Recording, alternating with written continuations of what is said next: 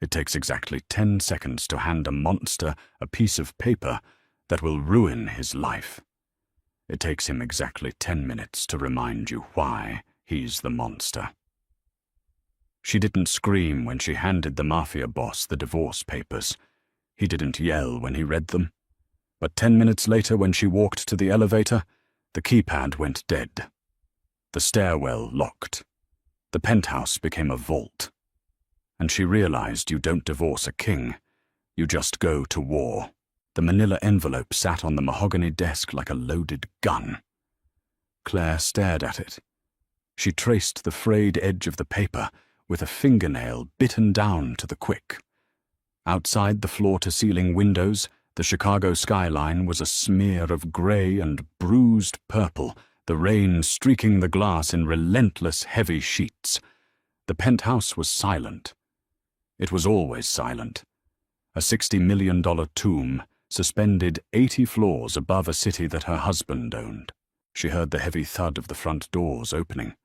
The sound carried down the long, marble-tiled hallway, followed by the low murmur of voices. Damien and his shadow, Paulie. A beat later, heavy footsteps approached the study. Claire didn't stand. She remained in the oversized leather armchair, her knees pulled tight together, her posture rigid. She wore a simple grey sweater and faded denim clothes from before. Clothes that didn't belong in a room, decorated with imported Italian leather and original oil paintings. The heavy oak door swung open. Damien walked in. He looked exactly as he always did, exhausted, immaculate and dangerous. His dark suit was damp at the shoulders from the rain. He was loosening his silk tie with one hand while tossing a burner phone onto a side table with the other. He didn't look at her right away. He walked straight to the wet bar in the corner, grabbed a crystal tumbler, and poured 3 fingers of amber liquid. Traffic on the Kennedy was at a dead stop. He said, his voice, a low, gravelly baritone. He took a sip, closing his eyes for a fraction of a second. Took 2 hours to get back from the docks. Tell me you had a better day. He finally turned to her.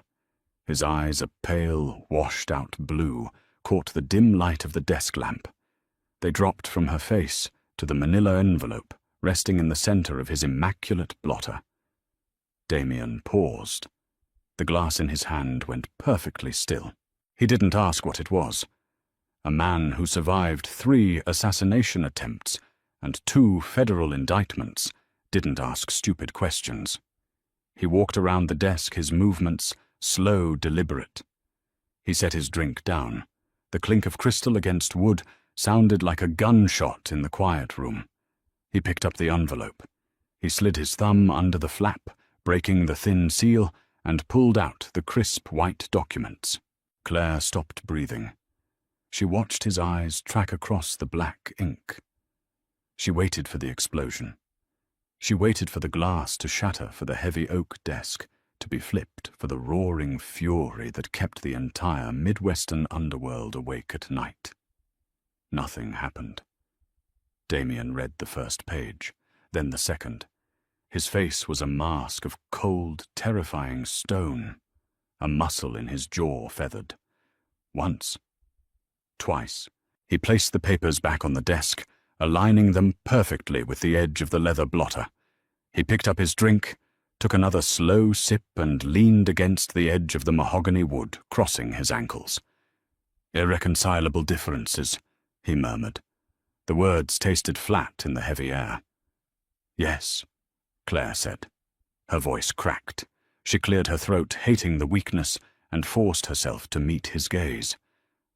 "I've signed my portion. My lawyer has copies." "Your lawyer," Damien repeated. A ghost of a smirk played at the corner of his mouth, but it didn't reach his eyes. "Which lawyer is brave enough to file these, Claire? Tell me his name. I'd like to send him a fruit basket." "Don't do that, Damien." She stood up. Her legs felt hollow, but she locked her knees. "Don't turn this into a threat. It's over. You know it's over. We haven't been a marriage in 3 years. We're just 2 people haunting the same house." He looked at her. Really looked at her. He took in the faded sweater, the lack of makeup, the dark circles bruising the skin under her eyes. The physical toll of loving a man whose life was built on violence. "You want out?" he said quietly. "I want to breathe," she replied. "I want to wake up and not wonder if the man sleeping next to me is going to be arrested or shot, or if I'm going to have to scrub blood out of his cuffs before the maid sees." Damien didn't flinch. He just swirled the liquor in his glass. "I kept you safe. You kept me in a cage." She walked toward the door, stopping just a few feet from him. The scent of him rain-expensive cologne, and the sharp metallic tang of cold air made her stomach twist. "I'm leaving Damien. I'm taking a single bag. I don't want your money. I don't want the properties. I just want my name back." Damien stared at her. His pale blue eyes were completely unreadable. "A bag," he said flatly. "Yes." He took a final sip of his scotch, swallowing it down. He set the empty glass on the desk. "Drive safe," he said. Claire blinked. The response was so completely devoid of emotion, it felt like a physical blow. No argument, no bargaining. Just a cold, dismissive release. A sudden pathetic ache bloomed in her chest, the final dying gasp of a 10-year love story, ending with a careless shrug. She swallowed hard, nodding once. "Goodbye, Damien." She turned and walked out of the study. She didn't look back. If she had, she would have seen that Damien wasn't looking at her retreating back. He was looking at the digital security panel mounted on the wall next to his desk. Claire walked down the hallway, her boots sinking into the plush, sound-absorbing carpet. Her heart pounded a frantic rhythm against her ribs. It was too easy. She pushed the thought away. Take the win, she told herself. Just keep walking. She entered the master suite. It was massive, cold, and entirely impersonal. The bed was perfectly made. She ignored the walk-in closet that housed hundreds of thousands of dollars in designer gowns and shoes.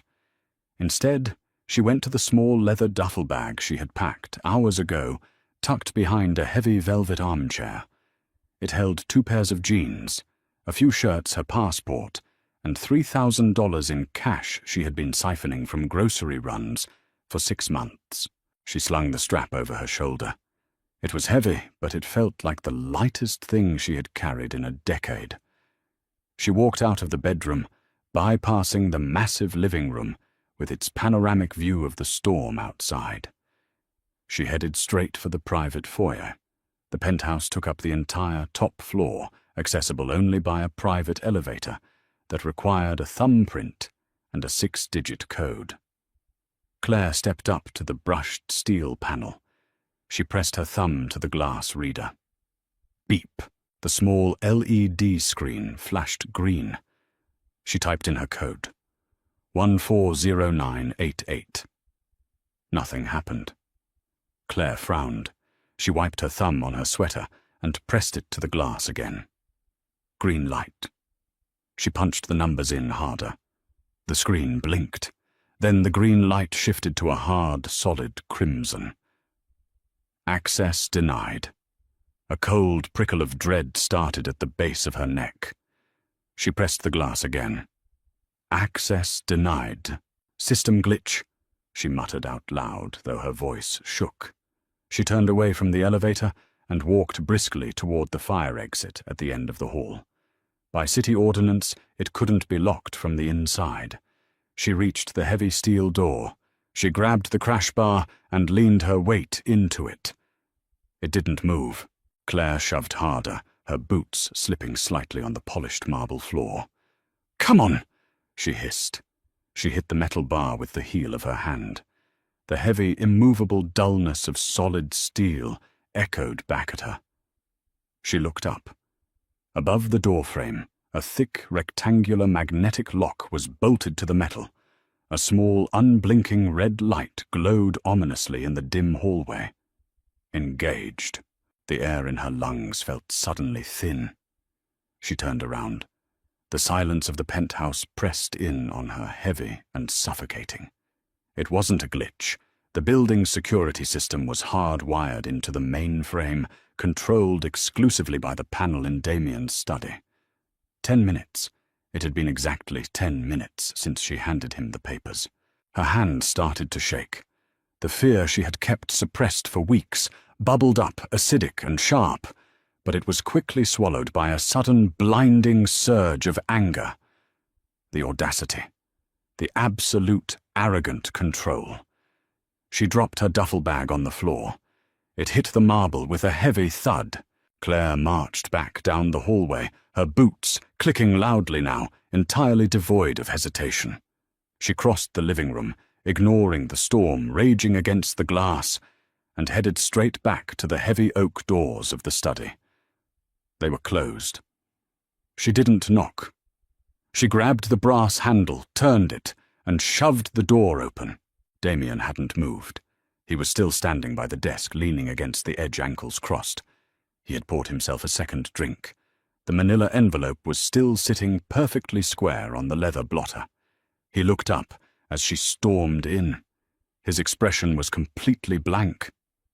"The elevator is locked," Claire said, her voice tight, vibrating with a rage she was desperately trying to control.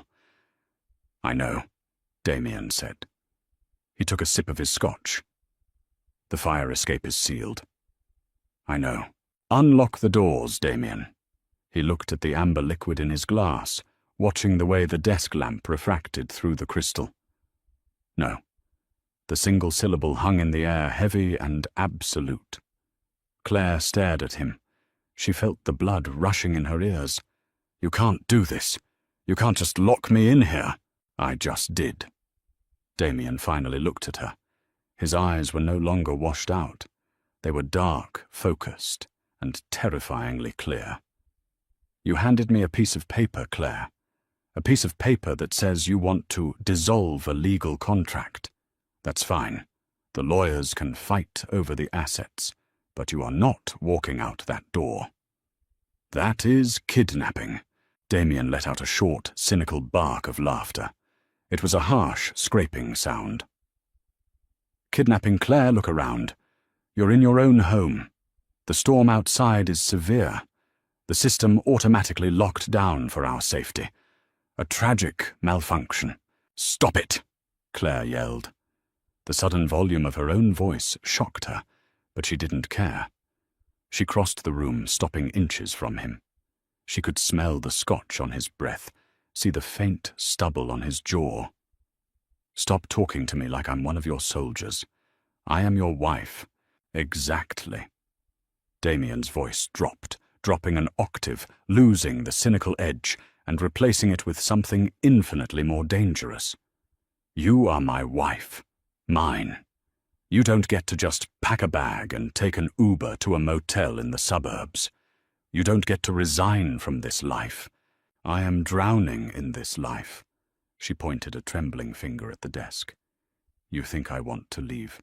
You think this is easy? I haven't slept through the night in 4 years, Damien. Every time the phone rings, my stomach drops. Every time you walk through that door, I check your hands to see whose blood is on them. I have never brought the violence into this house." He countered, his voice cold iron. "The violence is this house." Claire stepped closer, her chest heaving. "It's the cameras in the ceiling. It's the 4 men with guns who follow me to the dry cleaners. It's the fact that I don't have friends, Damien, because I'm terrified that your enemies will find out their names and use them to get to you. I am a ghost.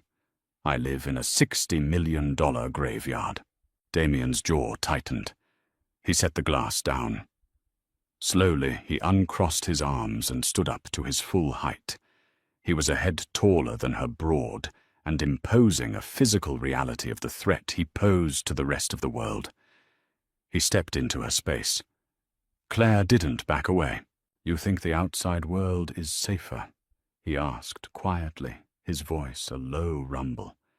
"You think if you walk out that door, you magically become Jane Doe?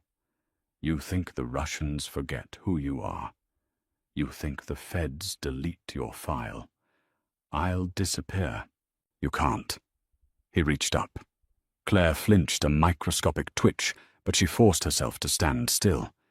He didn't hit her. He gently tucked a stray lock of hair behind her ear. His fingers were warm, his touch startlingly tender against the violent context of their conversation. You are Claire Costa. You carry my name. That makes you a target the second you step off my property without my protection. Then let me go. She whispered, a sudden wave of exhaustion hitting her. Let me go and protect me from afar. Put your men in the shadows. But let me live. No. The word was softer this time, but infinitely heavier. Why? A tear broke free, hot and angry, tracking down her cheek. She didn't bother wiping it away. If you don't love me anymore, if we don't even talk, why are you doing this? Damien's hand dropped from her hair to her jaw, his thumb brushing away the tear. His eyes were entirely focused on hers, stripping away the cold, detached mob boss and revealing the fractured, obsessive man underneath. Who said I don't love you? He murmured. You don't show it. I show it every day you're alive. He leaned in closer, his forehead almost touching hers. I built an empire so no one could ever touch you. I slaughtered men who looked at you too long. I bought this city so you could walk its streets like a queen. You think love is flowers and dates, Claire. My love is a fortress, and I am not letting you tear it down. It's a prison, she choked out. Call it what you want. Damien stepped back, the tender moment evaporating as quickly as it had arrived. He picked up his drink again. He was in control. He was back in his element. The elevators stay locked. The stairs stay sealed. You have the run of the penthouse. Paulie will drop off groceries in the security vestibule. If you want to scream, scream. If you want to break the china, break it. But you are not leaving this floor. Claire stared at him, the reality of her situation settling into her bones like lead. She had prepared for anger. She had prepared for threats. She hadn't prepared for a siege. You can't keep me here forever, she said, her voice shaking, losing its conviction. Damien looked at the manila envelope on his desk. He reached out, picked it up, and walked over to the small stone fireplace in the corner of the study. He flicked a silver lighter, touched the flame to the corner of the paper, and watched it catch. He dropped the burning envelope onto the cold stone hearth. Watch me, he said. 72 hours. That was how long it took for the sheer scale of her confinement to break through the adrenaline. Claire had spent the first day in a blur of manic, futile energy. She threw a heavy brass bookend at the floor-to-ceiling windows in the living room. It bounced off the reinforced bulletproof glass with a pathetic thud, leaving a shallow scratch that the housekeeper Maria, who no longer came, would have buffed out in seconds. She ripped the landline out of the wall. She found the router in the utility closet and smashed it with the heel of a riding boot, only to discover a secondary hard-wired network kicked in immediately, routing all communications directly to Damien's encrypted server. She was a ghost, haunting a digital fortress. By the third day, the silence became a physical weight. The penthouse, usually a place she merely existed within, expanded into an endless geography of dead space. Damien did not leave. He orchestrated his empire from the study. The heavy oak doors left ajar just enough for her to hear the low, steady rumble of his voice on international calls. He spoke in rapid Italian, sharp Russian, and flattened, emotionless English. He was managing shipments, authorizing violence, moving millions of dollars, all while entirely trapped in the same cage she was. He acted as if nothing had changed, and that was what truly drove her mad. Every morning, at exactly 7, he emerged from the guest bedroom he had claimed. He wore a crisp dress shirt, the sleeves rolled up to his forearms, dark trousers, and a shoulder holster. He made coffee in the kitchen. He poured 2 cups. He left hers on the marble island. Every morning Claire watched from the hallway shadows as the steam rose from the porcelain mug. Every morning she waited until he returned to his study before she walked into the kitchen, picked up the mug, and poured the expensive dark roast down the stainless steel sink. The only proof the outside world still existed was the security vestibule. It was a small airlocked chamber between the private elevator and the front doors of the penthouse. At noon every day the inner door locked. The elevator chimed. Heavy footsteps Paulies echoed in the small space. The rustle of paper bags, the soft thud of a heavy box setting down. Then the elevator doors closed, the outer lock engaged, and the inner door clicked open. On the 4th day, Claire stood by the vestibule waiting for the click.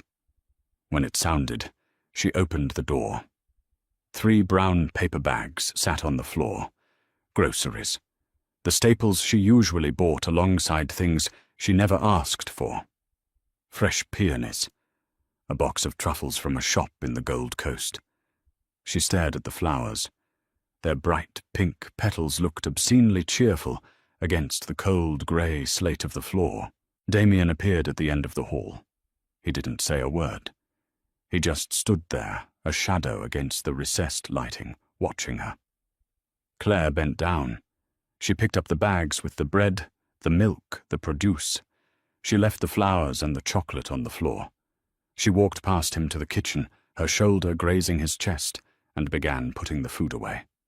The hum of the sub-zero refrigerator was the only sound between them.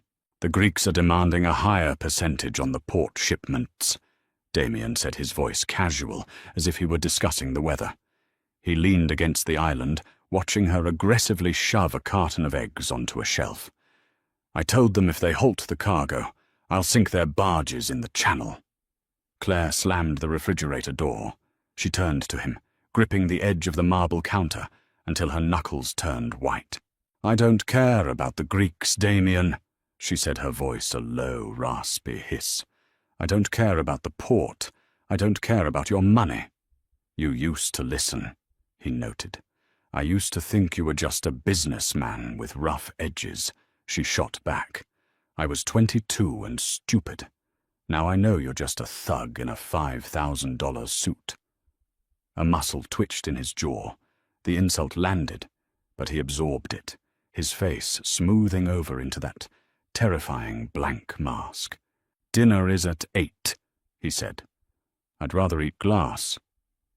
I'll have Paulie send up some shards with tomorrow's delivery. Damien pushed off the counter. 8 o'clock, Claire. At the table.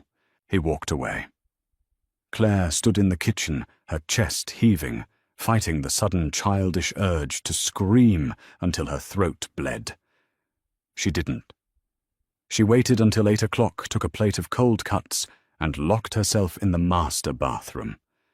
She sat on the heated tile floor, eating in the dark, listening to the muffled clinking of silver against china from the dining room down the hall.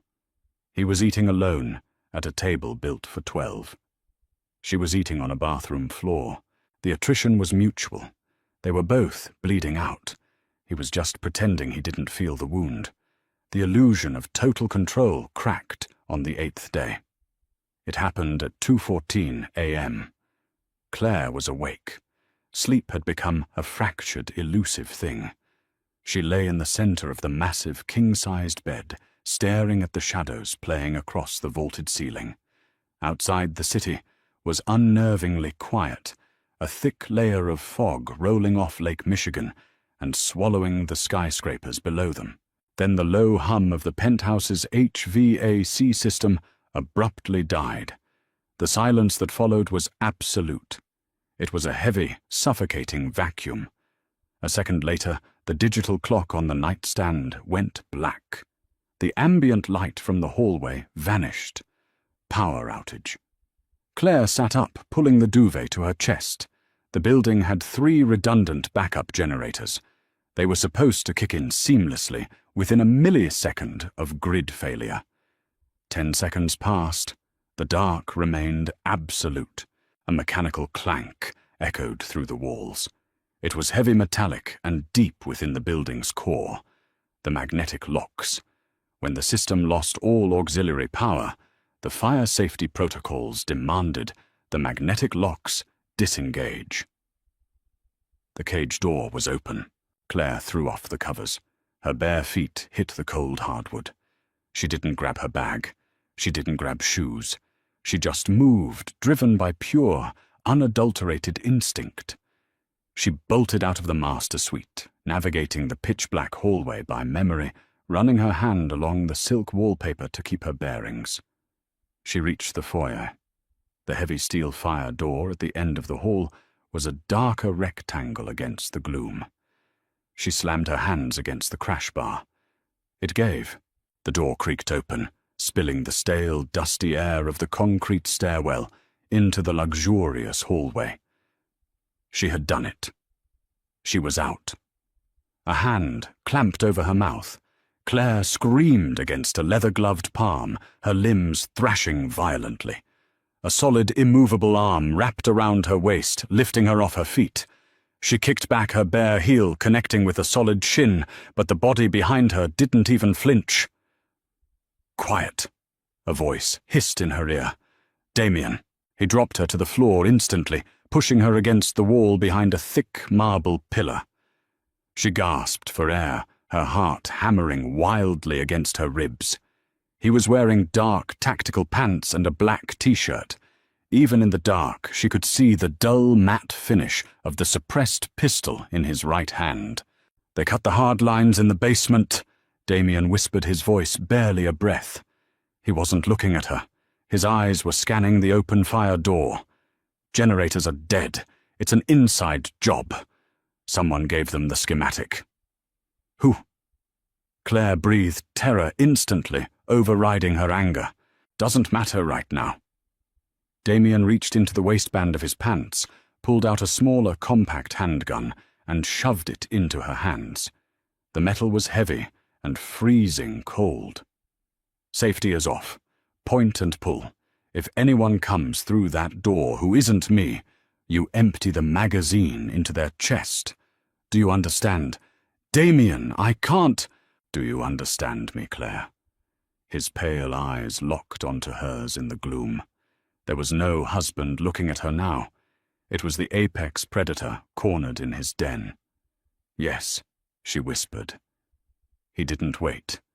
He moved away from the pillar, silent as smoke, sliding toward the open fire door. Claire pressed her back against the marble, gripping the gun with both hands. Her finger rested dangerously close to the trigger. The silence was agonizing. The fog outside pressed against the windows, rendering the city a pale, ghostly void. A scuff of a boot on concrete.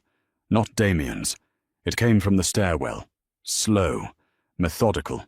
A shadow separated itself from the darkness of the open doorway. It was a man large, wearing a tactical vest and carrying a shortened assault rifle. He stepped into the foyer, his weapon raised, sweeping the area. Claire stopped breathing. The intruder took a step toward the living room, passing the pillar. A muffled pft-pft broke the quiet. The man jerked forward as 2 hollow-point rounds took him in the side of the neck. He didn't even have time to cry out. He collapsed onto the marble floor with a heavy, wet thud, his rifle clattering uselessly away.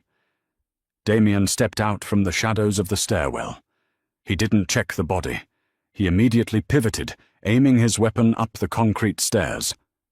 "Clear the floor!" a voice shouted from a floor below, echoing up the shaft. "Move, move!"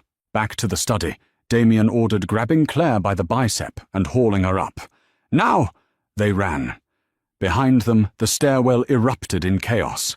The deafening roar of unsuppressed gunfire shattered the silence, the bullets chewing into the plaster and marble of the foyer. The walls exploded in clouds of white dust. Damien shoved her into his study, slamming the heavy oak door shut and throwing the manual deadbolt. It wouldn't hold them long, but it bought seconds. He moved to the large mahogany desk, hauling it backward. The massive piece of furniture groaned against the floorboards as he pushed it against the doors to barricade them. "Get in the safe," he barked, pointing to the open steel vault hidden behind a massive oil painting.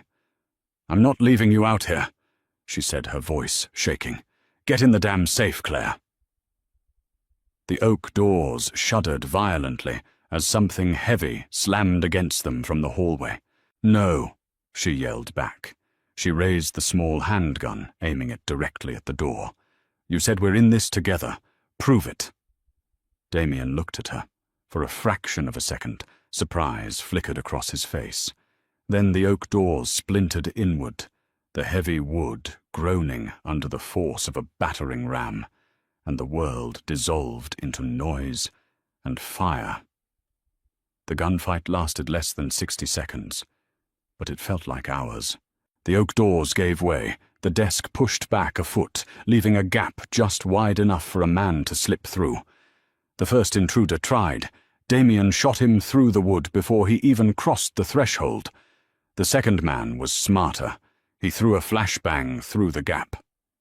"Down!" Damien roared, tackling Claire to the floor behind the heavy leather sofa. The grenade detonated.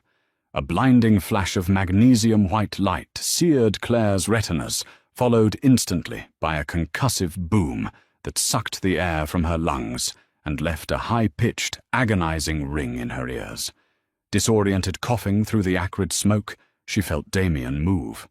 He stood up, leaning over the sofa, firing blindly into the smoke-filled doorway. Return fire chewed the leather upholstery inches from Claire's head, showering her in foam and synthetic stuffing. She heard a grunt, a wet, heavy sound of impact. Damien stumbled backward, dropping to one knee. He kept firing his hand steady, even as his body faltered. He emptied the magazine, the slide locking back with a sharp click. Silence descended again, heavy and thick with the smell of cordite and burned carpet. From the hallway, nothing moved. A low groan came from the man trapped in the doorway, followed by the wet, gurgling sound of a lung filling with blood. Then stillness. Claire crawled out from behind the sofa. Her ears were ringing so loudly she could barely hear her own breath. The emergency red lighting in the study cast a hellish glow over the destruction. The priceless oil paintings were shredded. The mahogany desk was splintered. Damien was sitting on the floor, leaning heavily against the wall next to the fireplace. His gun was resting on his thigh.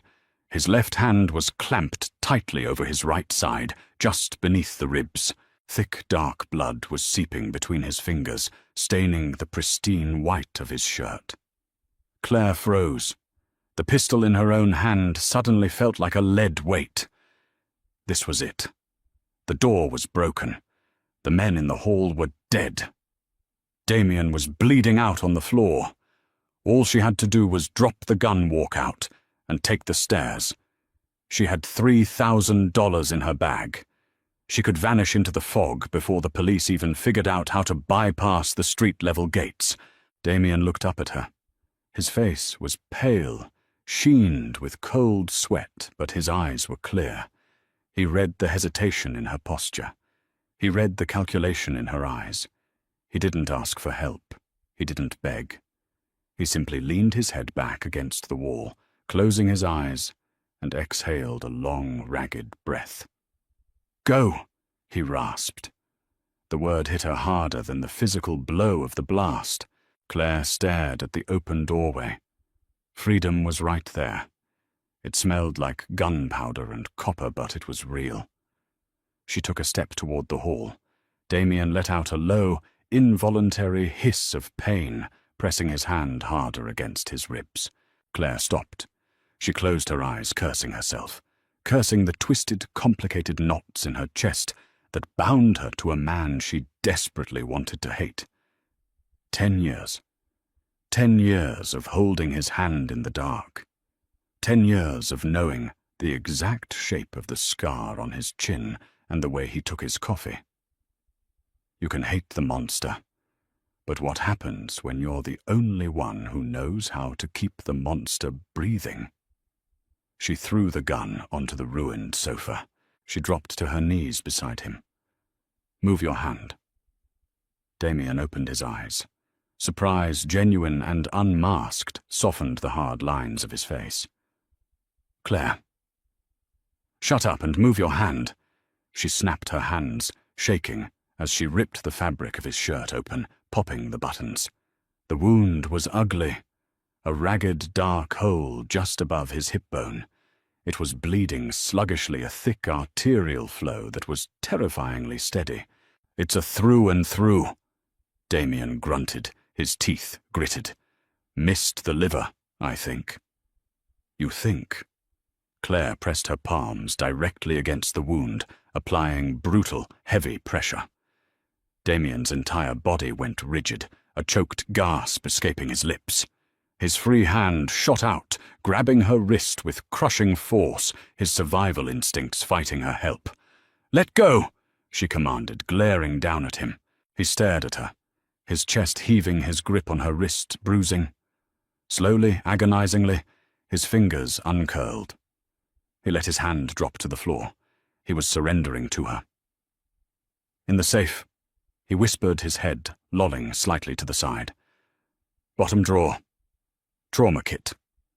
Claire kept one hand clamped over the wound, reaching backward with her other, to grab a heavy linen throw pillow from a nearby armchair.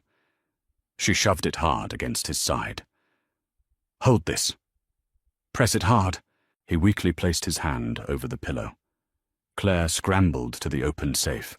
She bypassed the stacks of cash, the velvet boxes of diamonds, and the leather-bound ledgers.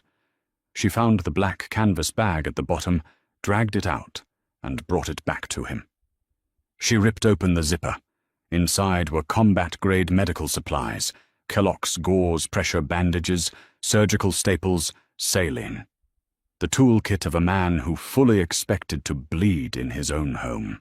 She tore open a pack of hemostatic gauze. "This is going to burn." "Do it," he muttered. She packed the wound, forcing the chemical-laced fabric deep into the bullet hole to clot the bleeding. Damien didn't scream. He bit down on his lower lip until it bled, his head thrown back against the wall, the cords in his neck standing out like steel cables. Claire worked quickly, mechanically, pushing down the rising bile in her throat. She wrapped a tight pressure bandage around his torso, securing it tightly. Her hands were slick with his blood. It was under her fingernails. It stained the cuffs of her sweater. When she finished, she sat back on her heels, exhausted, her breath coming in ragged gasps. Damien was pale, but the bleeding had slowed significantly. He turned his head to look at her. His eyes tracked down to her bloody hands, and then up to her face. "You stayed," he said softly. "Don't flatter yourself." Claire lied, her voice hollow. "If you die, your men will think I did it."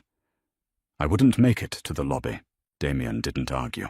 He just watched her, his expression unreadable in the dim red emergency light.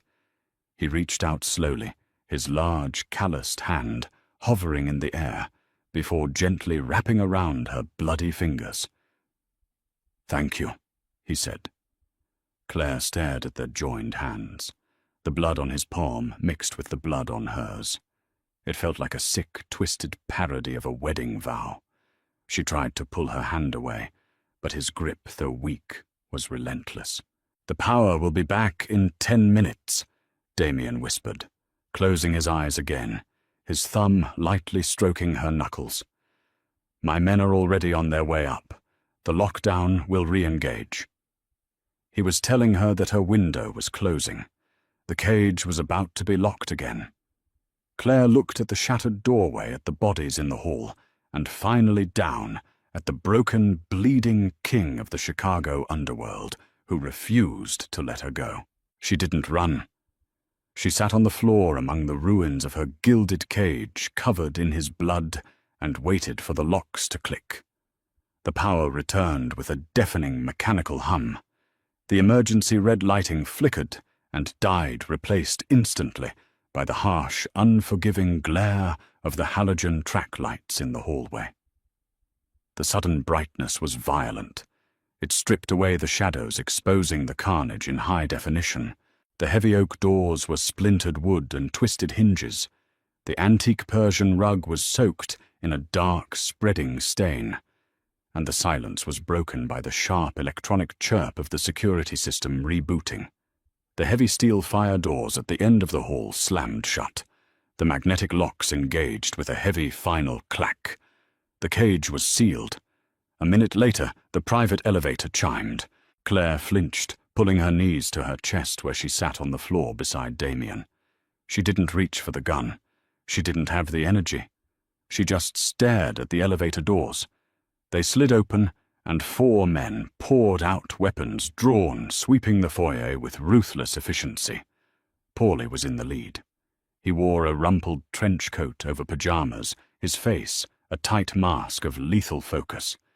He took in the dead bodies in the hall without breaking stride, his eyes locking onto the ruined study. "Boss," Paulie barked, stepping over a corpse and lowering his weapon. "I'm here," Damien grunted. His voice was thin, strained through layers of pain. The men flooded the room. The transition was immediate and jarring. 1 second it was just Claire and a dying Matten. The next, the penthouse became a command center. Radios crackled. Orders were shouted in short, clipped Italian. 2 men immediately grabbed the bodies in the hall by the ankles, dragging them toward the service elevator. They left wide, wet streaks of crimson across the marble. Paulie dropped to his knees beside Damien, peeling back the blood-soaked sweater and the hastily applied pressure bandage. He swore softly. "Call Evans," Paulie said over his shoulder to a man by the door. "Tell him to bring the kit for a through-and-through, and tell him if he takes longer than 15 minutes, I'm shooting him in the kneecaps." "I'm fine," Damien rasped, slapping Paulie's hand away. Perimeter is locked down. We have 12 men downstairs, 6 in the lobby. The street is cordoned off. The cops on the payroll are rerouting the 911 calls regarding the gunfire." Paulie looked at Claire. His eyes dropped to her blood-stained hands, then to the discarded pistol on the sofa, and finally back to her face. There was a flicker of something in Paulie's eyes. Respect. It was a terrifying thing to earn. "You did good, Mrs. Costa," Paulie said quietly. Claire didn't answer. She stood up. Her legs felt like lead, her joints stiff and aching from the adrenaline crash. She looked down at herself. Her favorite grey sweater was stiff with drying blood. Her fingernails were caked in it. "Get her out of here." Damien ordered, his eyes tracking her as she swayed slightly. "Put a man on the bedroom door." "No." The word slipped out of Claire before she could stop it. The room went entirely still. The men dragging the bodies paused. Paulie looked up. Damien's pale eyes narrowed. "Claire!"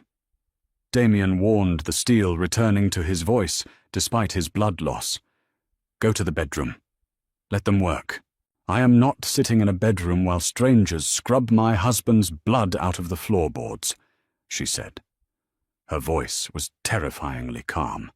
The hysteria had burned away, leaving nothing but cold, hard clarity. "This is my house. I'll stay right here." She walked over to the ruined leather sofa, picked up the pistol she had dropped, and placed it carefully on the side table. Then she sat down on the one cushion that wasn't covered in plaster dust or foam.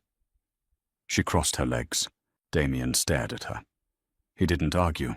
He just let his head fall back against the wall, a tight, grim smile playing on his bloodless lips, before he closed his eyes. Dr. Evans arrived 12 minutes later. He was a small, balding man with a nervous twitch and a black medical bag that cost more than a luxury car.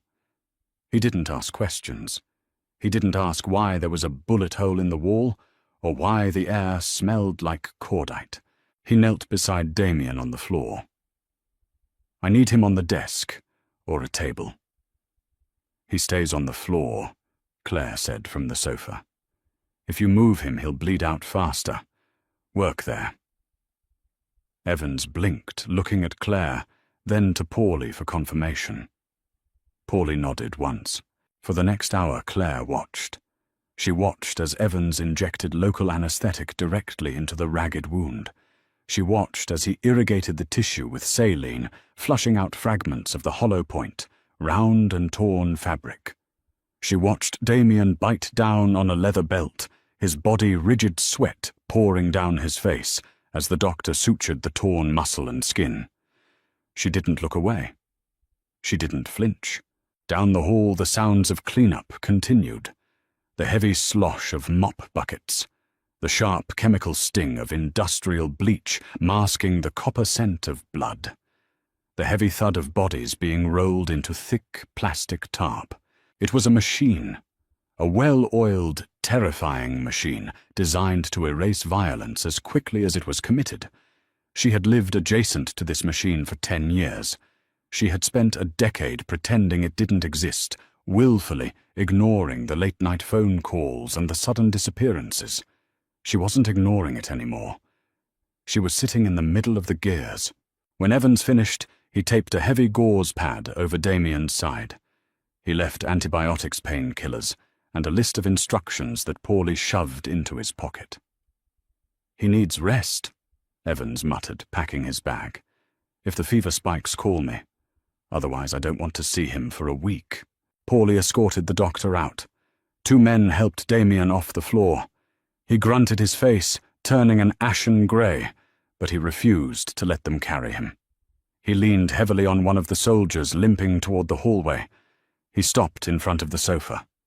He looked down at Claire. "Are you satisfied?" he asked, his voice a gravelly whisper. "I'll let you know when the bleach smell fades," she replied flatly. Damien gave a slow, measured nod. He turned and let his men help him down the hall. Claire sat in the ruined study for another hour.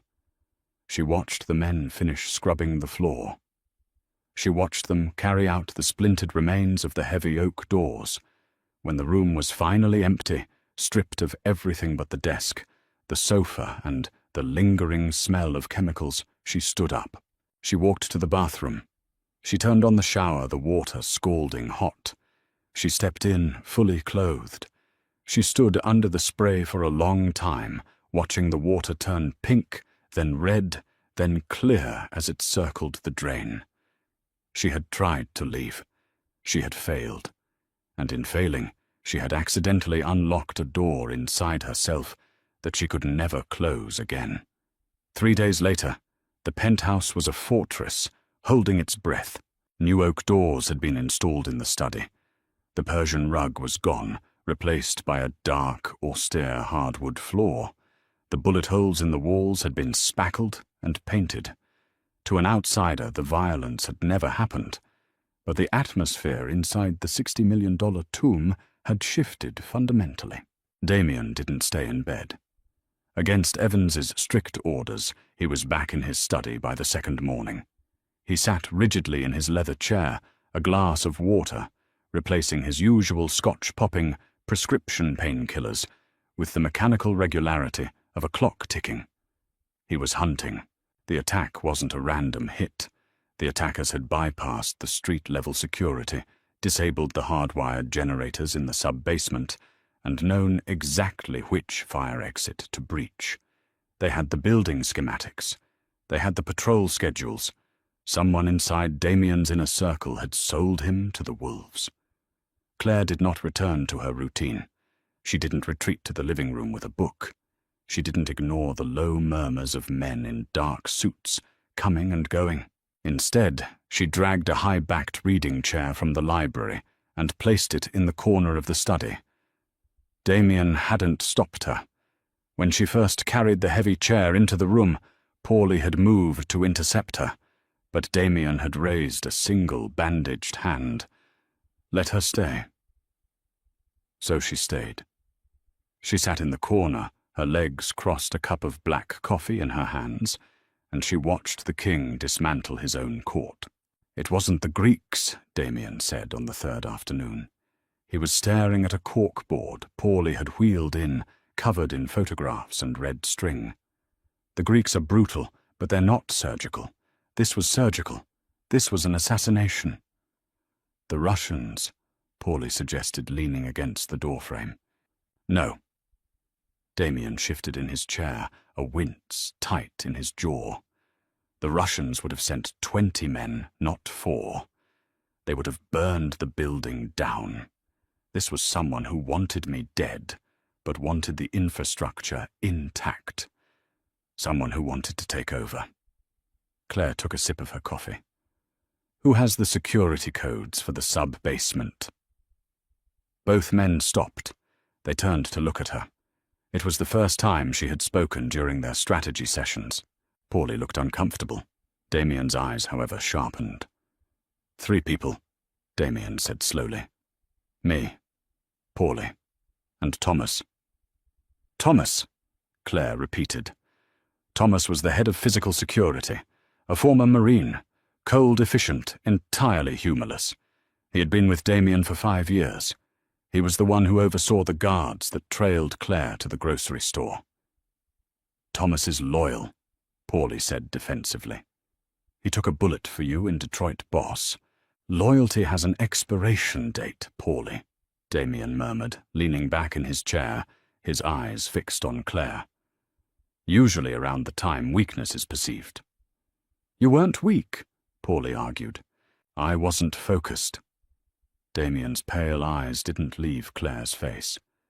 The men notice things. They notice when the boss locks down the penthouse.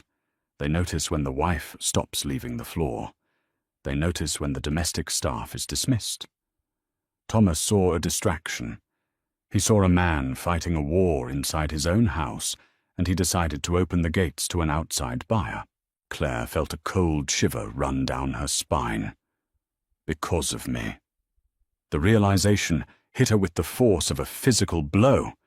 Her rebellion, her desperate attempt for a divorce, had created the exact vulnerability that almost got them both killed. She set her coffee cup down. Bring him up here. Paulie stared at her, as if she had sprouted a second head. He looked at Damien. Damien's face was unreadable. You heard my wife, Paulie. Bring Thomas up. 30 minutes later, the heavy oak doors opened. Thomas was a large man, built like a brick wall, with close-cropped hair and a stoic expression. 2 of Paulie's men flanked him. They hadn't disarmed him yet. They hadn't accused him. This was merely a summons to the boss's office. Thomas stepped into the room. He looked at Damien sitting behind the desk. Then he looked at Claire sitting in the corner. A faint flicker of surprise crossed his rigid features before he masked it. Boss, Thomas said, nodding respectfully. You asked for me. Damien didn't speak.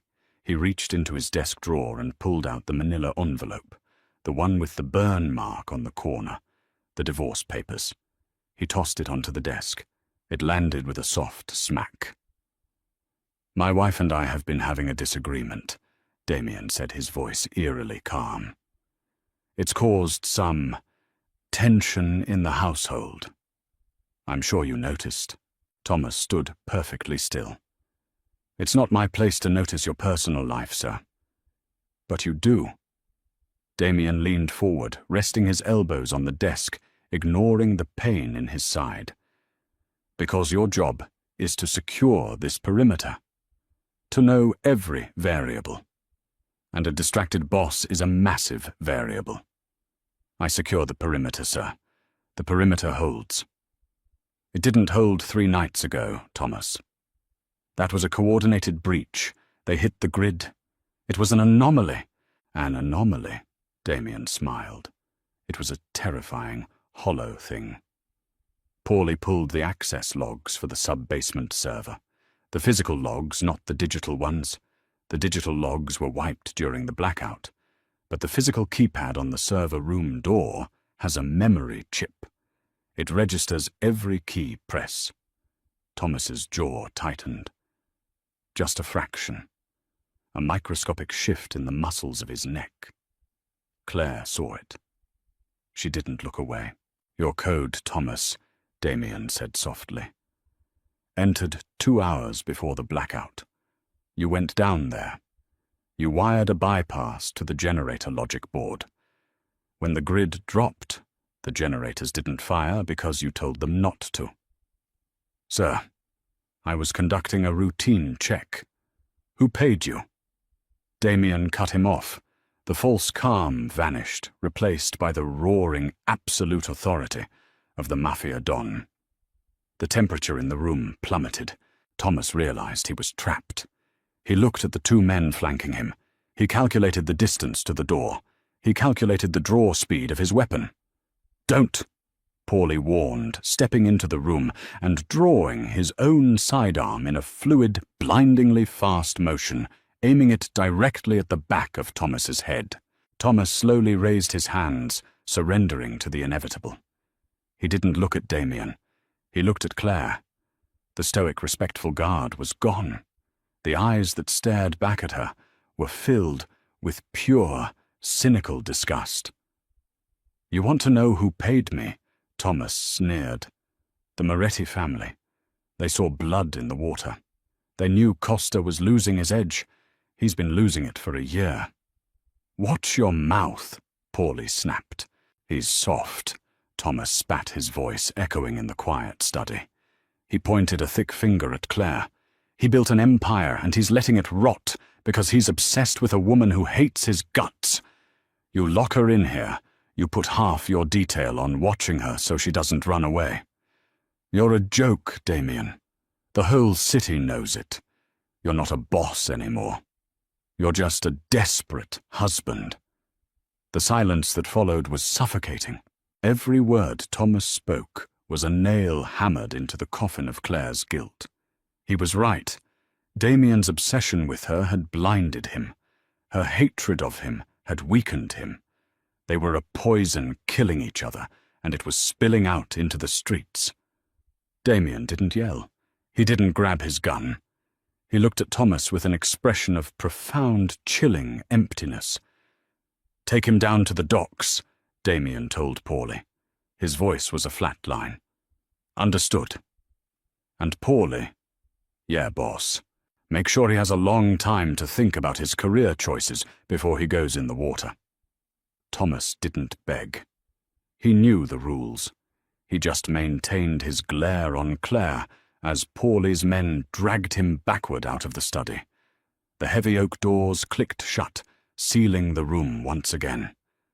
Claire and Damien were alone. The silence stretched for 10 minutes. The only sound was the heavy rhythmic ticking of the antique grandfather clock in the corner of the room. Damien sat behind his desk. He stared at the burned manila envelope. The pain medication was wearing off. A sheen of cold sweat glistened on his forehead, and his breathing was shallow, tight with the agony in his side. Claire stood up from her chair. She walked slowly across the room, her boots clicking softly on the hardwood. She stopped in front of the desk. She reached out and picked up the envelope. Damien watched her, his pale blue eyes tracking her hands. He didn't try to stop her. He looked defeated. For the first time in 10 years, the indestructible Don of Chicago looked like a broken man. Thomas's words had stripped away the armor, exposing the raw, ugly truth of their marriage. "He was right," Damien said quietly. He didn't look up. "I let my focus slip. I put you above the family, above the business, and it cost me my men. It almost cost you your life." Claire stared at the heavy paper in her hands. "You handed me these papers," Damien continued, his voice rough, scraping against his throat. "And my first thought wasn't about the optics or the assets or the risk. My first thought was that I would rather burn the city to the ground than let you walk out that door." He finally looked up at her, his eyes shining with a dark, terrifying vulnerability. "That makes me a liability. To my men. And to you." He reached into the top drawer of his desk. He pulled out a small black plastic fob, the master override for the penthouse security system. He slid it across the smooth mahogany surface. It stopped inches from Claire's hand. "Take it." Damien whispered. "The elevator will work. The stairs will open. The accounts in Zurich are in your name. You have enough to disappear. I won't follow you. I won't send men after you. You're free." Claire looked at the black fob. It was exactly what she had wanted. It was the key to her cage. It was the deep breath she had been craving for 3 years. She could pack her duffel bag, walk into the elevator, and take an Uber to O'Hare. By midnight she could be in Paris. By tomorrow she could be a ghost. She reached out her hand. Her fingers brushed the cool plastic of the fob. She picked it up. Damien closed his eyes. A muscle feathered in his jaw, the only sign of the absolute agony tearing through him, an agony that had nothing to do with the bullet wound in his side. Claire held the fob in her palm. She felt its weight. She thought about Jane Doe. She thought about a quiet life in a quiet suburb, looking over her shoulder every time a black SUV drove past. She thought about being safe and bored and entirely alone. Then she looked at the man sitting in front of her. He was a monster. He ordered deaths with a casual wave of his hand. He had locked her in a vault to force her submission. He was a tyrant, a criminal, a force of violent nature. But he had also thrown himself over her body when the grenade went off. He had bled on the floor, ready to die so she could run. She had tried to leave the darkness, but the darkness had already seeped into her bones. She didn't recoil from the violence anymore. She had sat in a chair and ordered a man to his execution. She was Claire Costa. The realization settled over her not with fear, but with a terrifying, absolute clarity. She didn't want to leave the cage. She just wanted the keys.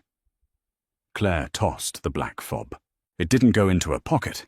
It sailed over the desk over Damien's shoulder and landed with a sharp clatter in the stone hearth of the fireplace. Damien's eyes snapped open. He stared at her confusion, warring with shock. "You don't get to let me go," Claire said, her voice dropping an octave, losing all the frantic desperation it had carried a week ago.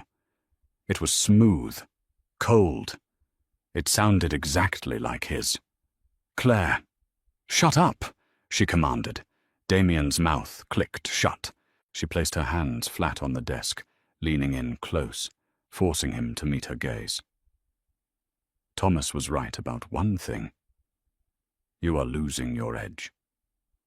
Because you're trying to play 2 games at once. You're trying to be a ruthless king to them, and a protective husband to me. You put me in a glass box and thought I wouldn't notice the cracks. She picked up the manila envelope containing the divorce papers. With a swift, vicious motion, she tore it directly down the middle. The thick paper ripped loudly in the quiet room. She tore it again and again, dropping the shredded pieces onto the desk like snow. "I am not a pet. Damien," she said, her voice vibrating with intent. "I am not a liability. I am your wife. And if I am going to stay in this house, if I am going to carry your name, I will never sit in the dark again." Damien stared at the shredded papers on his desk. He looked up at her, his pale eyes wide, the breath hitching in his chest.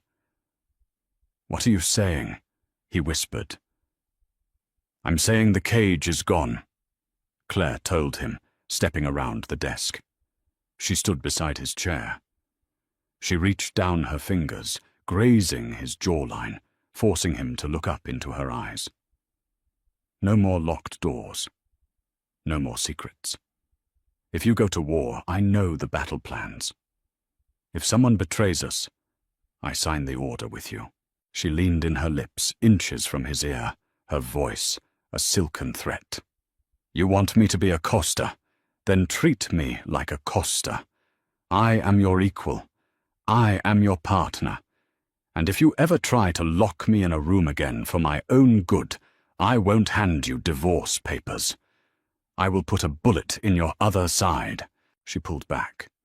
Damien was staring at her transfixed. The broken, defeated man from 10 minutes ago was gone. In his place, a slow, dark fire ignited in his eyes. It was a terrifying, consuming awe. He was looking at her not as a possession, but as a queen who had just claimed her throne. He reached up his large hand, wrapping around her wrist, pulling her hand down from his jaw, to press his lips fiercely against her palm. "Whatever you want," he promised, his voice rough with a twisted, absolute devotion. "My empire, my blood, it's yours." "Good," Claire said. She pulled her hand back. She walked over to the side table, picked up the burner phone Damien had tossed there days ago, and threw it into his lap. "Call Paulie," she ordered, walking toward the study doors. "Tell him to secure the docks, and tell him I want the Moretti family's shipping routes mapped out on the corkboard by tomorrow morning. If they want to test your edge, we're going to show them exactly how sharp it is." She opened the heavy oak doors. She didn't look back. She walked out into the hallway, the absolute silence of the penthouse, no longer a tomb, but a kingdom waiting for her command. She asked the Mafia boss for a divorce. 10 minutes later, every exit was locked. A week later, she owned the locks. When the cage door finally opened, Claire didn't fly away, she took over the prison. The line between captive and queen is razor thin, and sometimes the only way to survive the darkness is to learn how to rule it. What do you think about Claire's ultimate choice? Did she surrender to the toxicity, or did she finally take back her power? Let us know in the comments below. If you couldn't look away from this dark romance, hit that like button, share this video with your friends, and subscribe to the channel for more intense, unhinged storytelling. See you in the next one.